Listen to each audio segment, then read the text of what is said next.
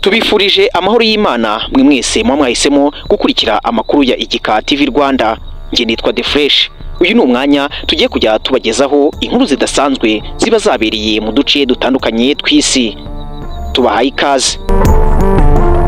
Mu nkuru zacu zidasanzwe turaza kuzihera kuri ino nkuru ivuga ko umugore akurikiranyweho icyaha cyo kwica umugabo we akamuca igitsina akagiteka agahita kirya.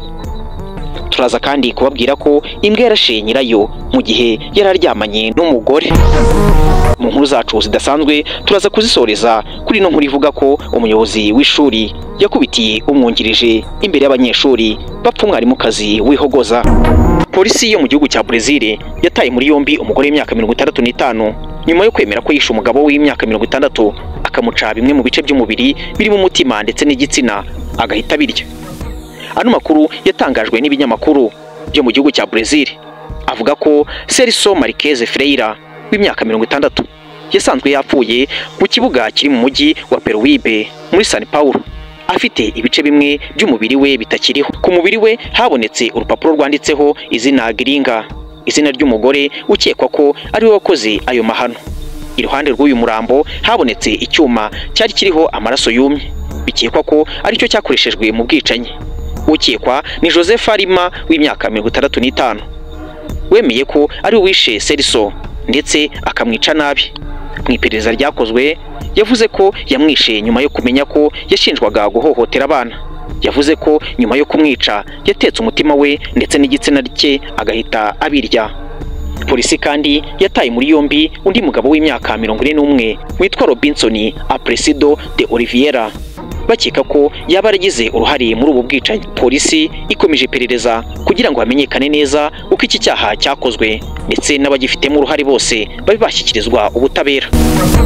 Amakuru yacu reka tuyakomereze muri Leta Zunze Ubumwe za Amerika aho imbwa yarashe umugabo wari uryamanye n'umugore waciye umugabo we inyuma. Ibi byabereye mu mujyi wa Memphis ho muri Leta ya Tennessee muri Leta Zunze Ubumwe za Amerika ahabereye isanganya aho umugabo yisanze yarashwe n'imbwa ye.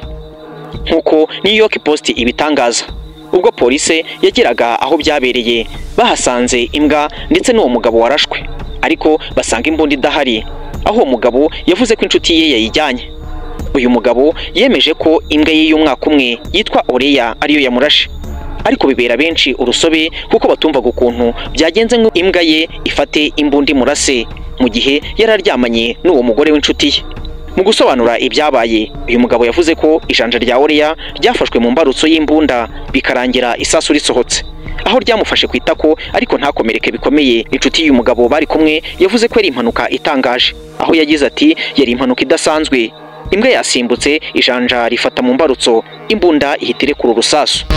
Inkuru zacu zidasanzwe reka tuzisoreze mu gihugu cya Wales aho umuyobozi w'ishuri rya St Joseph Catholic School and Sixth Form Center riherereye Abrevo muri South Wales yatawe muri yombi akurikiranyweho gukubita umwungirije imbere y'abanyeshuri bagahita batangazwa n'iby'amaso yabo yiboneye.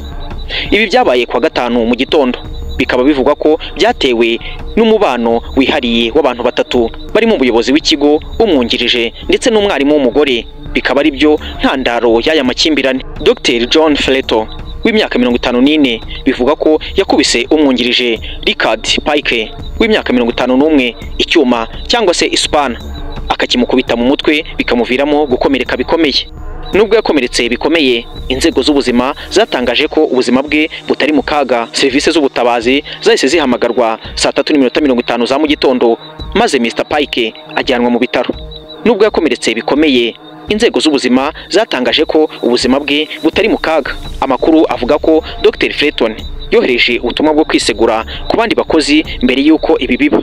Muri ubwo butumwa yagize ati ndisegura ku ngaruka bizagira murabeho. Polisi ya Southern Wales yemeje ko Dr Fleton yatawe muri yombi akurikiranyweho icyaha cyo gukubita ndetse no gukomeretsa. Inzego z'ubuyobozi za Newport Talbot zatangaje ko abakozi n'abanyeshuri bagizweho ingaruka bazahabwa ubufasha bukwiye kandi ko umutekano w'abanyeshuri ushyirwa imbere. Dr Fleton yari amaze umwaka umwe ari umuyobozi w'ishuri kuva mu mwaka wa 2023.